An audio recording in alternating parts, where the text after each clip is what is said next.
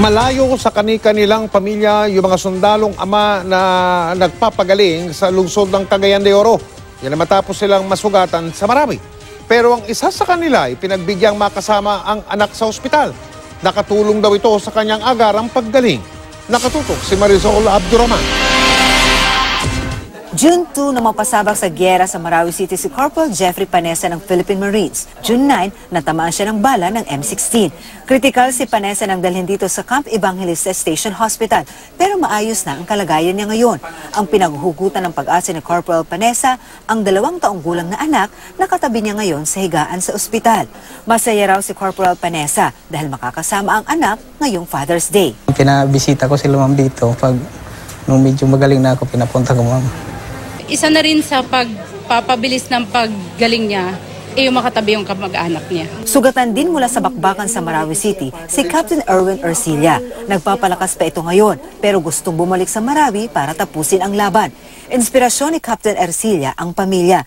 Di man daw makakapag-celebrate ng Father's Day kasama ang anak, babawi raw siya matapos ang problema sa Marawi. So yun lang yung pagkukulang ko sa kanila na... Pero sabi ko naman, dadating din naman yung time na dumadating naman yung time na nagkakaroon kami ng family time. So, I maximize naman.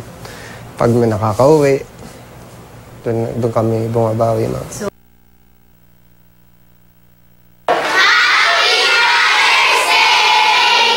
Sa Ayala Central School sa Zamboanga City, gumawa naman ng mga card ang mga anak ng sundalo para maipakita ang kanilang pagmamahal.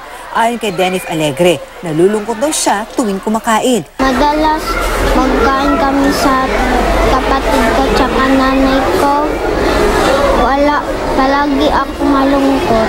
Bakit ka ba dyan? Wala tatay ko dito.